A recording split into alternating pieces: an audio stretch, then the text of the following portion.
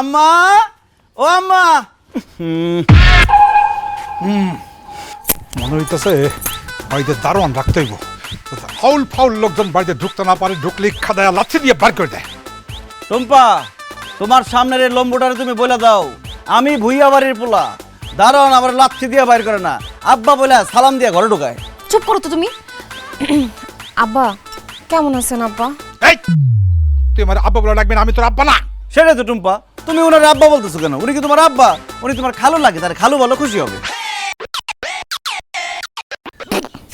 অনেকদিন করে থাপড়াই না, থাপড়ানোর জন্য হাতটা চুলকে গেছে। টুম্পা, গত বছর আমার গ্রামের শরীফার বাপ আমার একটা থাপ্পড় দিছিল, তার গালের মধ্যে এমন কামড় দিছিলাম একটু মাংস ফেলে নিয়েছিলাম, এখন আমার দাঁতটা কিটমিট কিটমিট করতেছে, আমার কাউরে কামড়াইতে ইচ্ছা করতেছে। হ্যাঁ, রাক্ষসের বংশধর, কামড়াইবে না। এই শানা শানা, এই বাড়ির ভিতরে মিসকিন আসছে, ফকির আসছে, ভিক্ষা দিয়ে বেদা করে দাও।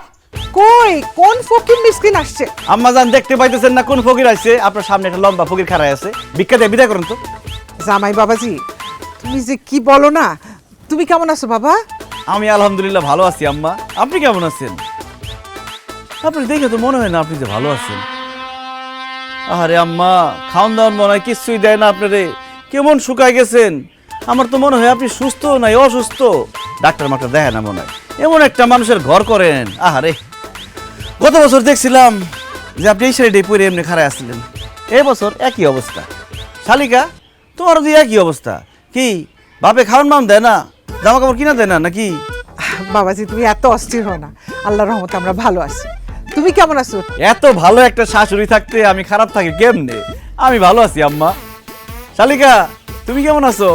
ভালো আছি দুলা ভাই, তবে আপনারে দেখে এখন একটু বেশি ভালো লাগতেছে। আমারও তোমারে দেখে আমারে দেখে খুব ভালো লাগতেছে, তবে আরো বেশি ভালো লাগতো যদি আশেপাশে কোনো ডিস্টার্ব না থাকতো।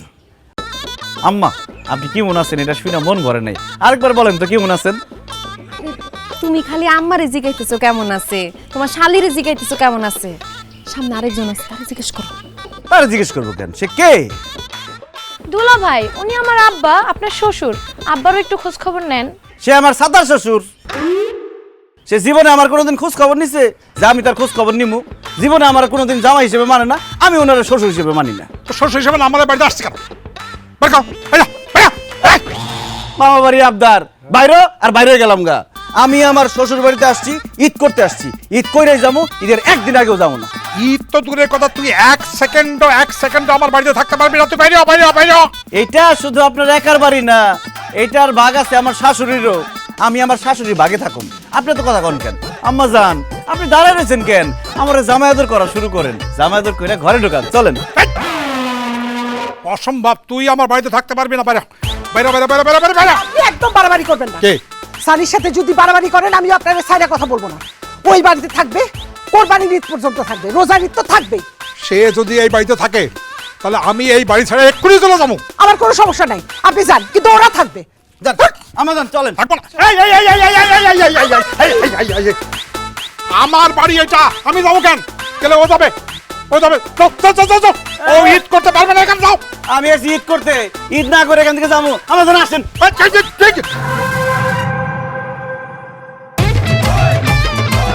আব্বা, ঘরে তো চিনি নাই, দুলা ভাইয়ের শরবত দেবো কেমনে? চিনি নিয়ে আহেন। হ্যাঁ, চিনি ঠিক চিনি হয় ওরা 20 দিবি যা। আব্বাজান, যা হওয়ার হয়েছে, আপনি আমার শ্বশুর, আমি আপনার জামাই, বেয়াদবি মাফ করে দিয়েন। নেন, এটা পরেন। কি এটা?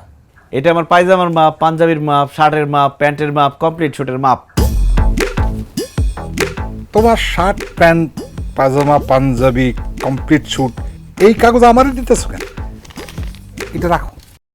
কি যে বলেন না আব্বাজান, আপনার মেয়ের বিয়ের পর এই প্রথম আমি আপনার বাড়িতে আসছি।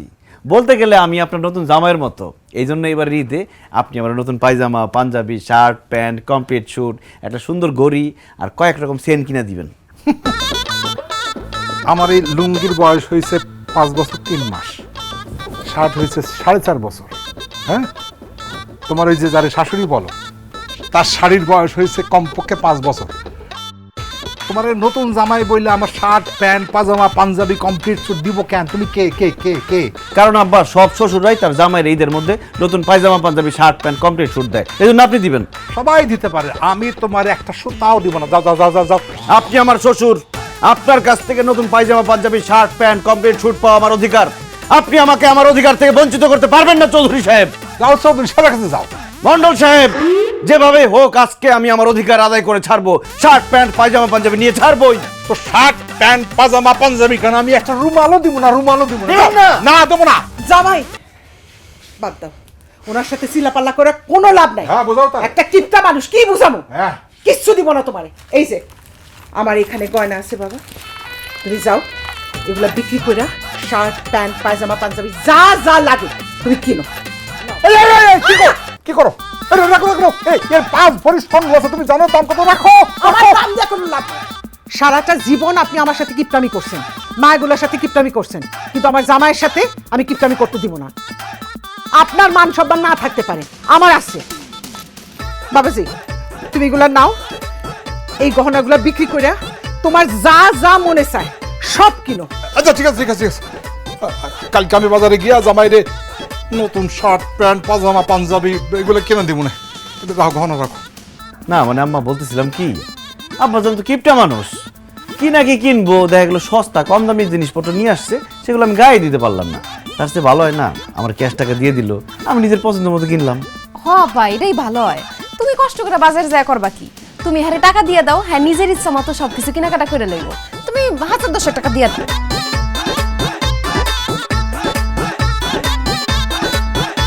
1000 টাকা দিতে গেলে তো আমার বুক ফাইটা যাবে।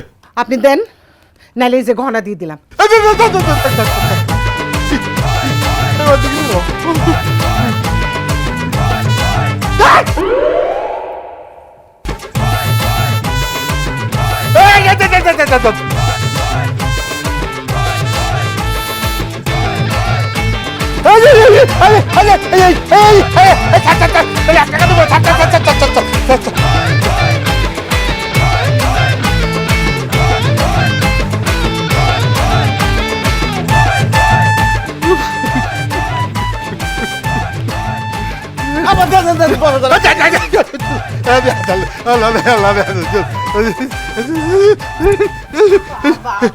বাবা, আপনি এমন করে না। এই শোনো, আব্বাই যেহেতু ঈদের জামা কাপড় কেনার জন্য টাকা পয়সা দিছে, তুমি ঈদের সেমাই চিনি মশলা ঈদের যা যা বাজার লাগে সব তুমি করবা। দায়িত্ব শুধু আব্বার একার না, তোমারও জামাই হিসেবে দায়িত্ব আছে। এটা একটা ভালো কথা বলছো আব্বা জান, আপনি মন খারাপ করেন না। কালকে সকালবেলা আমরা জামাই শ্বশুর মিলে বাজারে যাবো, আপনি আপনার পছন্দ মতো আপনার বাড়ির জন্য যা মন চায় সব কিনবেন, টাকা দিব আমি। চলো আমার চলেন, কাজ হয়ে গেছে।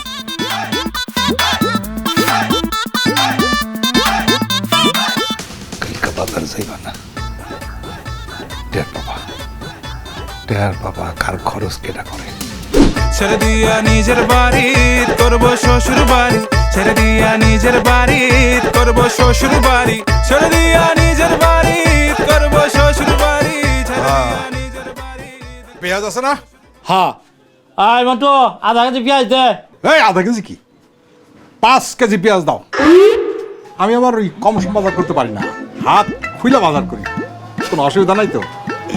আপনি একদম আমার মতো আব্বা, আমিও কম সম বাজার করতে পারি না, হাত খুইলা প্রাণ ভৈরা বাজার করি।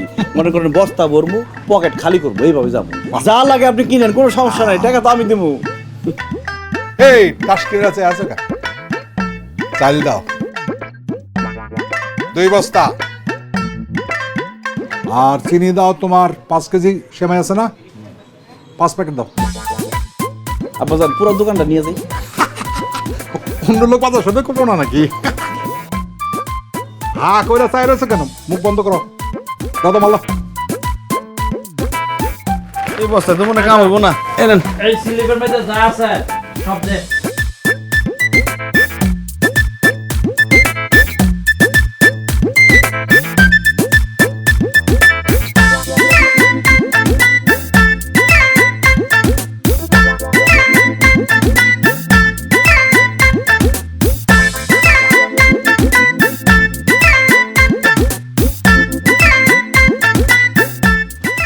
ঠিক আছে, এই বিল কত হয়েছে? 15,100 টাকা হয়েছে। এই যে 15,000 টাকা দেন, 100 টাকা দেওয়া লাগবে না আপনার। তুই আমার কাছ থেকে 10,000 টাকা নিয়েছিলি, আর আমি বাজার কইরা তো 15,000 টাকা নামাই দিলাম। এবং মজা বুঝ। কে আব্বা হাসতেছেন কে? খুশি মতো বাজার করছি তো, খুব খুশি লাগতেছে। না না, টাকা দাও। দিয়েছি আব্বা, আপনি রাখেন, টাকা দিতেছি। দিতেছে।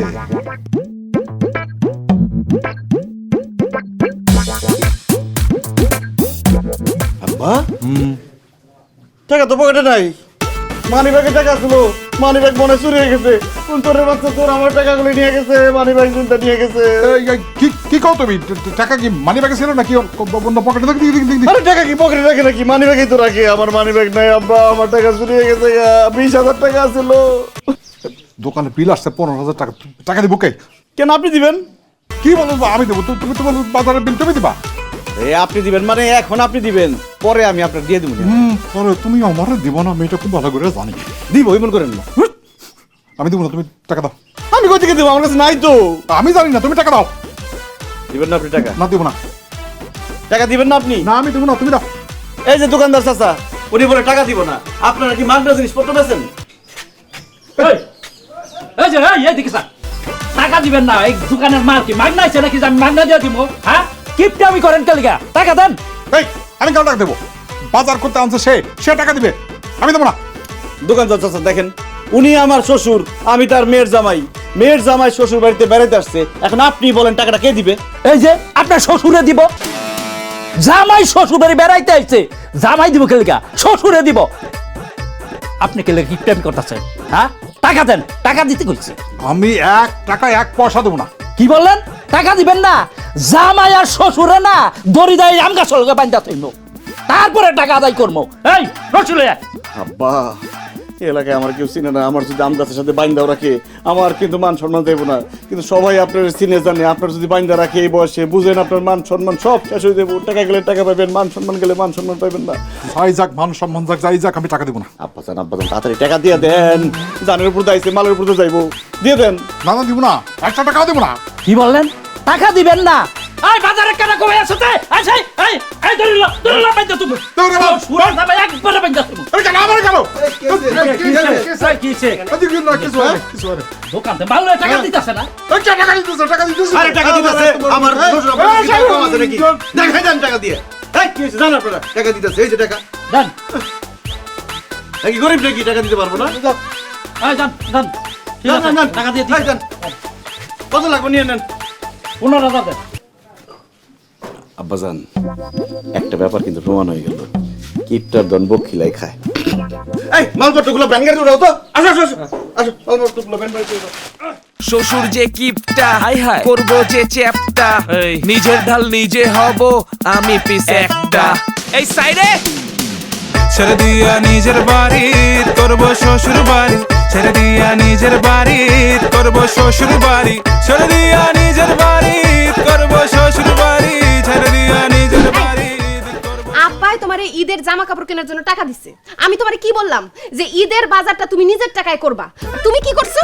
এত এত বাজার করে তারে দিয়ে টাকা দেওয়াইছো কেন? তুমি নিজে টাকা দিলা না কেন? আমি মেয়ের জামাই, শ্বশুরের সাথে গেছি বাজার করতে। আমি যদি নিজে টাকা দেই, এই গ্রামে আমার শ্বশুরের কোনো মান সম্মান থাকবো? এমনিতে আমার শ্বশুরের সবাই কিপটা কয়। বাজার দিয়ে হাঁটতেছিলাম, পিছন দিক দিয়ে সবাই কিপটা মন্ডল করে ডাকতেছিল। আর তুমি এত কথা বলতেছো কেন? আমার শাশুড়ি আর শালি তো খুশি, তাদের অন্তত 2 মাস খাওয়ার কষ্ট নাই, বাজারে কোনো চিন্তা করতে হইব না। দেখো, আমার সামনে তোমার অনেক সাপোর্ট লাগবে। আমি আমার শ্বশুরের টাইট দিব, তুমি আমার সাপোর্ট দিবা। টাইট দিবা মানে? আব্বার সাথে কিন্তু একদম উল্টাপাল্টা কিছু করবা না। আমি উল্টাপাল্টা কিছু করতে আসি নাই, তোমার বাপ উল্টাপাল্টা ছিল, তার আমি সোজা করতে আসছি। দেখো আর সামনে কি হয়। আল্লাহ জানে কি করে। আমি আর পাচ্ছি না।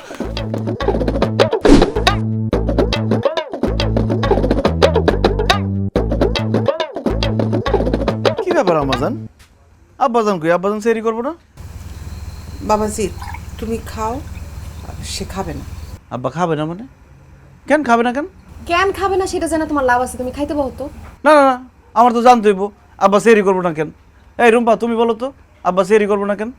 দুলা ভাই, আব্বা তো রোজাই রাখে না, আব্বা সেরি খেয়ে কি করবে? কি? আমার শ্বশুর আব্বা রোজা রাখেন না কেন? আব্বা একটু শারীরিক ভাবে অসুস্থ আর কি, ওই গ্যাসের সমস্যা আছে আব্বার। তার গ্যাসের সমস্যা থাক আর সিলিন্ডারের সমস্যা থাক, রমজান মাস চলতেছে, রোজা তাকে রাখতেই হবে। আমার শ্বশুরকে আমি বেরোজগার হিসেবে থাকতে দিব না। কথাটা ঠিকই বলছো বাবাজি। আমিও ভাবি একটা মানুষ এরকম রমজানের দিনে রোজা রাখবে না, এটা কেন? কিন্তু অনেকবার বলছি, সে তো আমার কথা শোনেই না, খালি ধমক দিয়ে তাড়ায় দেয়। তার ধমক আমি ছুটাইতেছি, সে কালকে থেকে রোজা রাখবে এবং একটু পরে এখানে এসে সেহরি করবে। আমি একটু আসতেছি, একটু অপেক্ষা করেন। শুধু শুধু পারবা না, ঝামেলা করে লাভ নাই। আরে ভুয়া বংশের পোলারা পারে না এমন কোনো কাম আছে নাকি? আব্বা,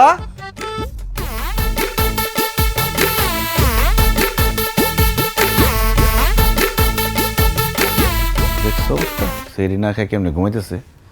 আব্বাজান, আব্বাজান, এ আব্বাজান ওঠেন। কি সকাল হয়ে গেছে? জি না আব্বা, সকাল হয় নাই, ভোর রাত হয়েছে, ওঠেন। ভোর রাত হয়েছে, আমার ডাকো কেন? যাও। ভোর রাতে ডাকতেছে কারণ সেহরির টাইম হয়েছে, সেহরি করবেন, উঠেন উঠেন আব্বাজান উঠেন। হয়েছে কি, আমার তো ও ও গ্যাসের সমস্যা, মানে এই বেশিক্ষণ না খেয়ে থাকলে এই বুক পেট জ্বালা করে। ডাক্তারে বলছে এবছর রোজা রাখার দরকার নেই, সামনের বছর রাখবো ইনশাল্লাহ। সামনের বছর না, কমন পড়ছে আব্বা, সব বেরোজগারদের একই কথা, গ্যাস্ট্রিকের সমস্যা। আর সামনের বছর রোজা রাখবেন কেমনে? আপনি আগামীকালকে বাইসা থাকবেন কিনা তারই তো গ্যারান্টি নাই। এই বছর যেহেতু বাইসা রয়েছেন, এই বছরই আপনার রোজা রাখতে হবে, উঠেন। আর আমি বললাম তো আমি রোজা রাখবো না, তুমি যাও তো। রোজা রাখবেন না? না রাখবো না, আমার শরীর ভালো না, তুমি এখান থেকে যাও। ঠিক আছে, রোজা না রাখলে তো আমি কিছুই করতে পারবো না। তাহলে আমি একটু মসজিদে যাই, মসজিদে গিয়ে সুন্দর করে মাইকিং করি। প্রিয় গ্রামবাসী, আমাদের মণ্ডল বাড়ির কাশেম মণ্ডল, যিনি আমার শ্বশুর, তিনি রোজার সময় রোজা না রাখিয়া সেহরির টাইমে নাক ডাকিয়া ঘুমাইতেছে। তিনি একজন সুস্থ মানুষ কিন্তু সম্পূর্ণ বেরোজগার। গেলাম আমি।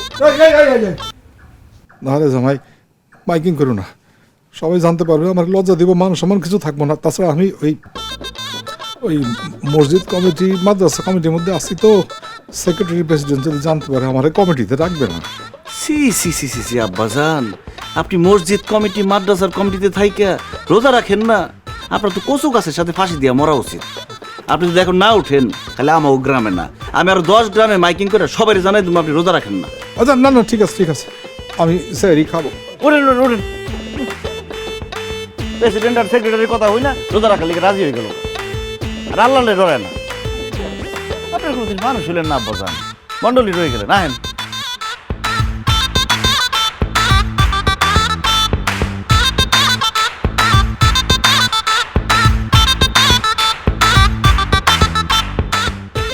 হায় আল্লাহ, জামাই সানি, তুমি কি জাদু জানো নাকি বাবা?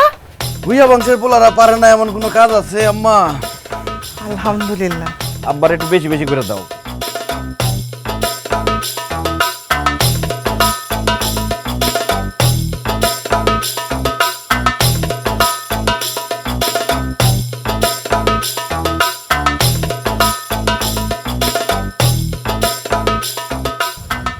কি ব্যাপার, তোমরা আমার দিকে তাকে হাসতেছো কেন?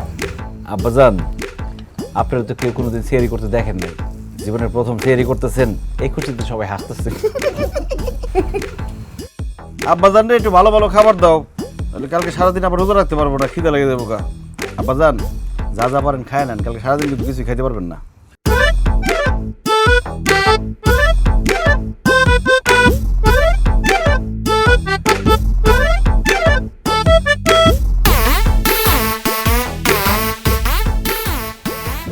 আল্লাহ, কতদিন রোজা রাখি না, কি তো পেট চলতেছে, আর তো পারি না।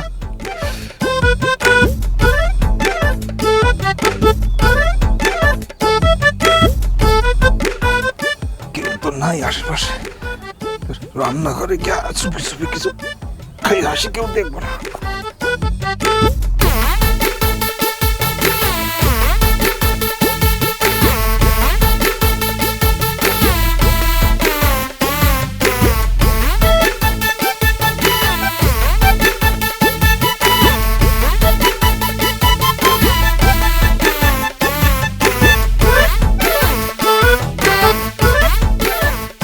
হাড়ি পাতিল খুঁজা কোনো লাভ নাই, ভাত তরকারি কিছুই নাই, যা ছিল সব সকালে মুরগিরে খাওয়াই দিচ্ছি। তরি তরকারি ভাত সব মুরগির খাওয়াই দিয়েছে, খুবই ভালো সবের কাজ করছে। রোজা রমজানের দিনে হাঁড়ি পাতিলে খাওয়ান রাখতে হয় না, রোজা ভেঙে যাইব।